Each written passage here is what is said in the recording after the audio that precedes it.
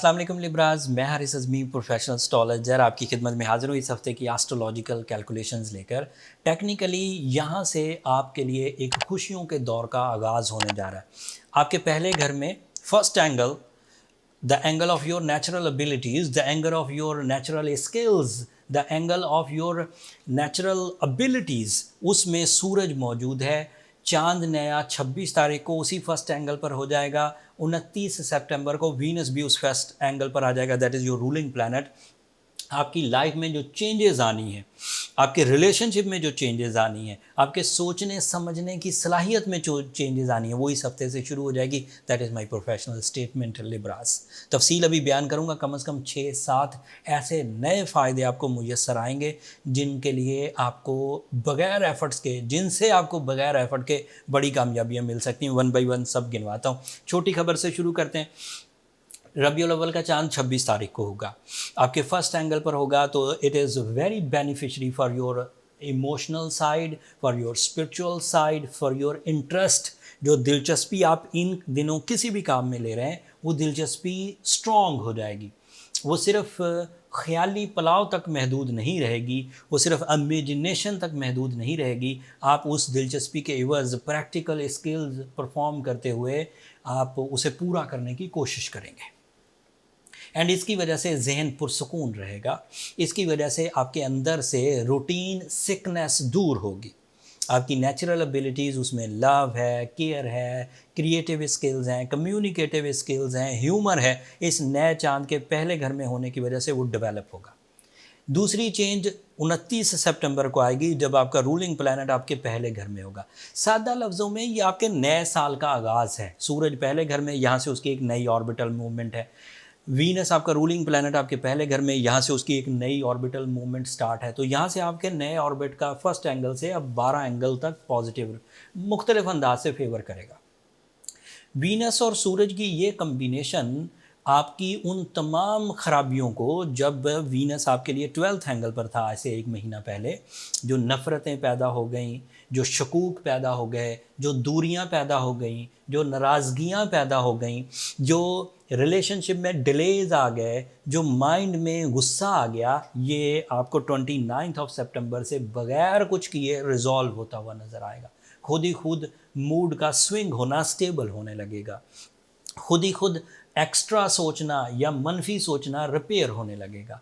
खुद ही खुद इंसाफ पर मबनी डिसीजंस होने लगेंगे। एंड ये बात तय है कि जब आप पैरेलल टू द नेचर चलते हैं, खुद भी ठीक होना चाहें, नेचर भी आपको सपोर्ट कर रही हो, तो ज़िंदगी आसान हो जाया करती है, पैशनेटिंग हो जाया करती है। आपकी जज्बाती कैफियत जज्बे से भरी हुई होगी। आपके सोचने समझने की सलाहियत जज्बे से भरी हुई होगी। जब आप मोहब्बत का इजहार करेंगे तो पीछे सोल भी उसको सपोर्ट कर रही होगी। जब आप कारोबारी सरगर्मियां कर रहे होंगे तो पीछे सोल उसे सपोर्ट कर रही होगी। जब आप तालीमी सरगर्मियां कर रहे होंगे तो अंदर से आवाज़ आ रही होगी कि यू आर गोइंग गुड। जब आप किसी भी तरह के स्पिरिचुअल ट्रैक पर चलने की कोशिश करेंगे तो दिल से तस्कीन का मामला उभरेगा।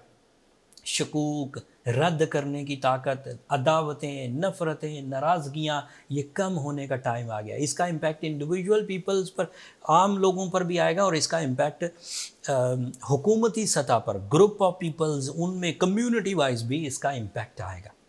लोगों के रवैये, मुसलसल उदासियाँ, मुसलसल खौफ 29 सितंबर से छटने लगेगा। This is my professional prediction. आपके लिए मरकरी अभी रेट्रोग्रेड है, उसका रेट्रोग्रेड होना आपके लिए कोई नुकसानदेह नहीं होगा, क्योंकि वो 12वें घर में है और वो आपके लिए प्रॉब्लमेटिक नहीं है। आपके लिए मार्स 9th एंगल पर है। ऐसे लिब्रास जो समंदर पार तालीमी सरगर्मियों के लिए कोशिशें करना चाहते हैं, ऐसे लिब्रास जो अपनी बैन अल-अक़वामी शोहरत के लिए कोशिशें करना चाहते हैं, ऐसे लिब्रास जो किसी कंपटीशन में हिस्सा लेने चाहते हैं, ऐसे लिब्रास जो तालीमी सरगर्मियों के साथ साथ कोई कारोबार करना चाहते हैं, ऐसे लिब्रास जो जॉब को एक जगह से, एक एरिया से छोड़कर किसी दूसरे एरिया में नेशनल लेवल से हटकर इंटरनेशनल लेवल पर काम करना चाहते हैं, दिस इज़ राइट टाइम। अगर वो ये कोशिश करते हैं तो उनके लिए आसानी होगी, टाइम उन्हें फेवर करेगा। एंड सादा लफ्ज़ों में इसे कहते हैं your decision parallel to the nature. जब decision parallel to the nature हों तो कामयाबियाँ ईजी होती हैं, लंबी चलती हैं, बड़ी होती हैं।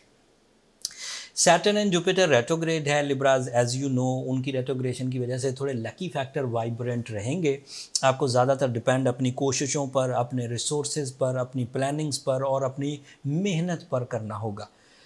लेकिन उसके बावजूद आपका रूलिंग प्लैनेट का अच्छी फॉर्म में आना आपकी जज्बाती कैफियत को बढ़ाएगा। वो रूलिंग प्लैनेट 29 को जो अच्छी फॉर्म में आएगा, सूरज की वजह से डिसीजन आएंगे, उसके कुछ जनरल इम्पैक्ट्स भी हैं। वीनस क्योंकि आपके फर्स्ट एंगल का रिप्रेजेंटेटिव है, तो तमाम वो नेचुरल स्किल्स जो किसी मेल लिब्रा में या किसी फीमेल लिब्रा में स्पेशलिटी थी किसी ज़माने में, वो आपकी खुसूसी सलाहियत हुआ करती थी, फिर किसी वजह से आप उसे मैनेज नहीं कर सके, कोई गम लग गया आपको, कोई बीमारी लग गई आपको, कोई इंसिडेंट हो गया आपके साथ, और वो स्पेशल स्किल, वो खुसूसी सलाहियत आपके हाथ से किसी तरह फिसल गई। अगेन दिस इज़ टाइम जब आप उस खुसूसी सलाहियत को खुद हासिल करने की भी कोशिशें कर सकते हैं। नेचुरली भी उस सलाहियत में एक स्पार्क क्रिएट होगा, एक नई चिंगारी फूटेगी जिससे आपकी वो सलाहियत री इस्टेब्लिश हो सकती है, री पॉलिश हो सकती है। फिर वीनस जब सूरज के साथ होगा तो इसकी वजह से लिटिगेशन टाइप की चीज़ें, कानूनी पेचीदगियाँ, तोहमतें, ये भी रिजॉल्व होंगी। एंड सूरज जब आपके फर्स्ट एंगल पर होता है तो this is the only angle when the sun is creating sudden gain opportunities.